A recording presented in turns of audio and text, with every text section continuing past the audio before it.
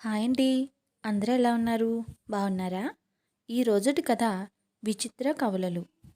కొన్ని వేల సంవత్సరాల కిందట శ్రావస్త్రి నగరాన్ని దానశీలుడనే రాజు పరిపాలిస్తూ ఉండేవాడు. ఆ చుట్టుపక్కల రాజులందరిలోకి దానశీలుడే గొప్ప. ఏమంటే లక్షల కొలది సైన్యం ఉంది. దాసదాసీ జనాలకు లెక్కలేదు. ఇక ఆ రాజు ధనాగారం రత్నాలు, మొహరీలు, వజ్రాలు, వైడూర్యాలు మొదలైన అన్ని రకాల వెలలేని మనులతోనూ, వెండి బంగారు ధనరాశులతోనూ నిండి ఉండేది. అన్నిటికీ మించిన అదృష్టం అనుకూలవతి, అపురూప సౌందర్యవతి అయిన కాంతిరేఖ రాజుకి రాణి కావటమే. మరో గొప్ప విషయం ఏమిటి అంటే అంత ఐశ్వర్యంతో తులతూగుతున్న ఆ రాజుకి ఏ కోశాన గర్వం అనేది లేదు. బీదసాదులంటే రాజుకి ఎంతో దయ, దైవభక్తి కూడా అపారం. ఇక ఆయన చేసే దాన ధర్మాలకు అంతే లేదు. దేహి అని వచ్చినవాడికి లేదు అనకుండా ఏదో ఒకటి ఇచ్చి పంపేవాడు. ఆ కారణం చేతనే రాజు దానశీలుడు అనే తన పేరుని సార్థకపరుచుకున్నాడు. ఇలా ఉండగా కొన్నాళ్లకు ఒక పెద్ద అవాంతరం వచ్చింది. ఎంతో ఆరోగ్యంగా తిని తిరుగుతున్న రాణి కాంతిరేఖ ఉన్నట్టుండి హఠాత్తుగా చనిపోయింది. రాజు కంటికి మింటికి ఏకధారిగా ఏడ్చాడు. ప్రజల దుఃఖానికి అంతే లేదు. కానీ ఎంత ఏడ్చి చనిపోయిన రాణిని తిరిగి బ్రతికించడం ఎవరి వల్ల అవుతుంది? క్రమంగా రోజులు గడుస్తున్న కొద్దీ రాజు, ప్రజలు కూడా చనిపోయిన రాణిని గురించి తలచటం మానేశారు. ఇప్పుడు అందరికీ ఒకే ఒక దిగులు పట్టుకుంది. రాణి కడుపున సంతానం కలగకముందే చనిపోయింది. తమ రాజు తదనంతరం రాధ్యం పరులపాలు కాకుండా ఉండటానికి రాజు తిరిగి వివాహం చేసుకుని సంతానం పొందటం అవసరం. మంత్రులు, సామంతులు రాజును తిరిగి వివాహం చేసుకోమన్నారు. రాజు ఒప్పుకోక తప్పింది కాదు. ఒక ముహూర్తాన రాజు తిరిగి వివాహం చేసుకున్నాడు.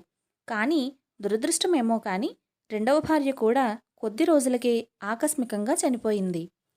ఈ వార్త ఆ రాజ్యంలో ప్రజలందరి నోటా పడి క్రమంగా చుట్టుపక్కల రాజ్యాలకి కూడా పాకిపోయింది. మంత్రులు, సామంతులు ఈసారి కూడా రాజుని తిరిగి మూడో వివాహం చేసుకోమని వేడుకుని ఎలాగైతేనేం రాజు చేత ఒప్పించగలిగారు.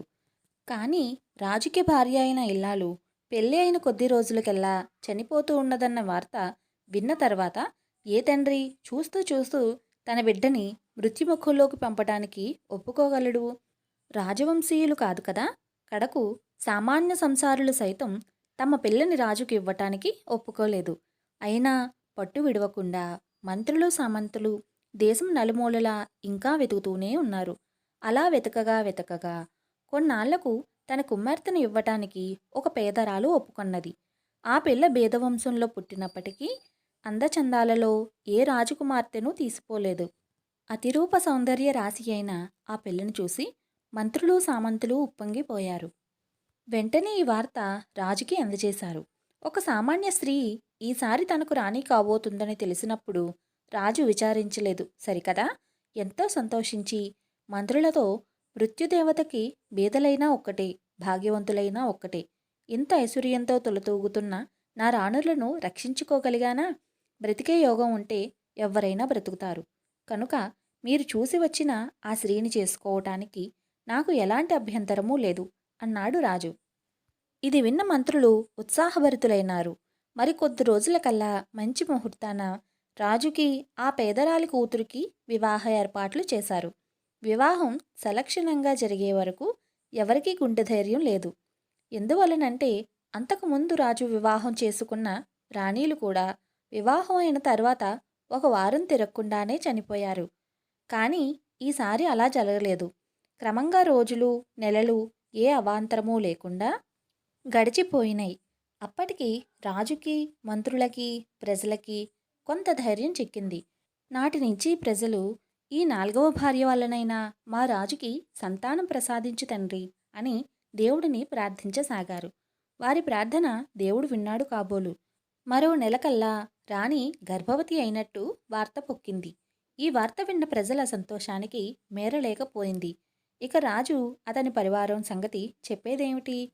క్రమంగా నవమాసాలు నిండి మంచి నక్షత్రాన రాణి పద్మముఖి సుఖప్రసవమై ముగ్గురు కవల్ని కన్నది. కానీ తమ వంశోద్ధారకుడిగా ఒక పుత్రుడు పుడతాడని ఎంతగానో ఆశకు ఎదురు చూస్తున్న రాజు పుట్టిన ఆ ముగ్గురు కవలలు ఆడపిల్లలే అని విన్నప్పుడు కొంత నిస్పృహ చెందకపోలేదు.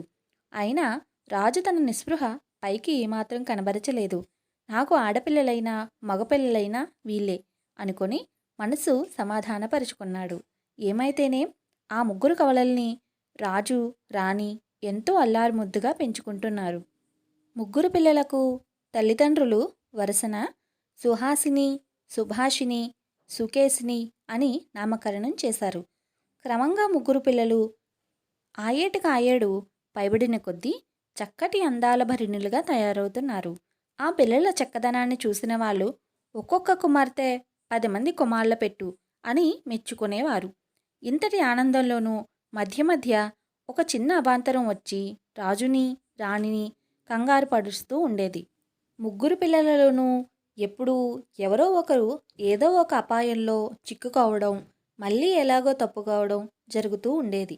ఒకసారి సుహాసిని తండ్రితో తోటలో షికారు చేస్తూ ఉండగా ఒక పెద్ద సర్పం ఆ పిల్లను కాటువేయటానికి వచ్చింది. సమయానికి రాజు తన కత్తితో ఆ సర్పాన్ని నరికివేశాడే గాని లేకపోతే ఆనాటితో సుహాసినికి, లోకానికి రుణం తీరిపోయేదే. మరోసారి సుభాషిని తల్లితో నది ఒడ్డుకి షికారుకు వెళ్ళింది. అంతవరకు ప్రశాంతంగా ఉన్న నది ఒక్కసారిగా పొంగి ఒడ్డున నిల్చున్న సుభాషిణిని లోపలికి ఇడ్చుకుపోయింది. దైవానుగ్రహం వల్ల సరిగా ఆ సమయానికి ఒక పల్లెకారి ఆ చోటికి రావటం, రాణి కంగారు పడుతుండడం చూసి వాడు నదిలోకి దూకి ఎలాగైతేనే సుభాషిని ప్రాణాలతో బయటికి తెచ్చి బ్రతికించడం జరిగింది. ఆ పల్లెకాడే అటు రాకపోతే నాటితో సుభాషిని నది గర్భంలో కలిసిపోయి ఉండును. ఇదే విధంగా మరొకసారి మూడవ పిల్ల సుకేసిని ఒక గండం గడిచి బయటపడింది. అది ఏమిటంటే ఒక రోజున సుభాషిని, సుహాసిని, సుకేసిని కలిసి తోటలో పూలు కోయటానికి వెళ్ళారు. ముగ్గురు 3 బుట్టల్లో పూలు కోసుకుని తిరిగి మేడకు బయలుదేరారు. ముందు సుభాషిని, ఆ పిల్ల వెనుక సుహాసిని, ఆ వెనుక సుకేసిని నడుస్తున్నారు. ఇంతలో ఉన్నట్టుండి సుకేసిని కెవ్వున కేకపెట్టి పడిపోయింది. మిగతా పిల్లలందరూ హడలిపోయి తల్లి దగ్గరకు పరిగెత్తి జరిగిన సంగతి చెప్పారు. తల్లి వాళ్ళని వెంట పెట్టుకుని సుకేసిని పడి ఉన్న చోటికి వచ్చి చూడగా పక్కనే పూలబుట్ట, ఆ పూలలో పాకుతూ ఉన్న ఒక మండ్రగబ్బ కనిపించినాయి. అప్పటికి తెలిసింది రాణికి మండ్రగబ్బ కుట్టడం వల్లనే సుకేసిని అలా పడి ఉంటుందని. దానిని చంపి ఆమె వెంటనే ఆ పిల్లని ఎత్తుకుని మేడకు తిరిగి వచ్చింది. ఆ స్థాన వైద్యుణ్ణి కబురు పంపగా ఆయన వచ్చి ఏదో మందు వేశాడు. కొంతసేపటికి తిరిగి సుకేసిని లేచి మాట్లాడసాగింది. ఇలా లేకలేక తమకు కలిగిన ఈ ముగ్గురు పిల్లలలో ఎప్పుడూ ఎవరికో ఏదో ఒక గండం రావటం చూసేసరికి రాజు మనస్సు పరిపరి విధాల పోయింది. ఆయన తహతహలాడిపోయాడు. ఉండవట్టలేక ఒక రోజున జ్యోతిష్కుణ్ణి పిలిపించి తన కుమార్తెలు ముగ్గురి జాతకాలు చూపించాడు. జ్యోతిష్కుడు చాలాసేపు దీర్ఘంగా ఆలోచించి తర్వాత ఏమీ చెప్పకుండా ఊరుకునేసరికి రాజు ఆరాటం మరింత హెచ్చింది. ఏదో అనుమానిస్తున్నట్టున్నారే, ఉన్నతున్నట్లు చెప్పండి, నిజం వెల్లడిస్తారనే ఉద్దేశంతోనే మిమ్మల్ని రప్పించాను అంటూ ఆప్యాయత చూపి అన్నాడు జ్యోతిష్యుడు భుజం తడుతూ. అప్పుడు జ్యోతిష్యుడు ఇలా చెప్పాడు. ఈ పిల్లలు చాలా అందచందాలతో వెలిగిపోతూ ఉంటారు. ఆనాటికి వారి అందం వృద్ధి పొందుతుందే గాని తీసిపోదు. కానీ విచారించవలసిన విషయం ఏమిటి అంటే వీరి ఈ అపురూప సౌందర్యమే వీరికి శత్రువు అవుతున్నది. వీరు పుట్టిన దగ్గర నుంచి ఎప్పుడూ ఏదో ఒక గండం దాటవలసి వస్తూనే ఉండాలే అని అడిగాడు. జ్యోతిష్కుడు నోటి వెంట వచ్చిన ప్రతి ఒక్క మాటకి రాజు గుండె తరుక్కుపోతోంది. ఆయన కంటి వెంట ఏకధారగా నీరు కారటం చూసి జ్యోతిష్కుడు మధ్యలో ఆగాడు. కానీ రాజు ఎంత కష్టానికైనా ఓర్చుకుని జాతకంలోని నిజానిజాలు తెలుపవలసిందని పట్టుపట్టాడు. అందుకని ఆగారెన్ చెప్పండి అని జ్యోతిష్కుణ్ణి హెచ్చరించాడు. నిజం చెప్పి మీ మనసు కష్టపెట్టవలసి వచ్చిందే అని విచారిస్తున్నాను అని అన్నాడు జ్యోతిష్కుడు.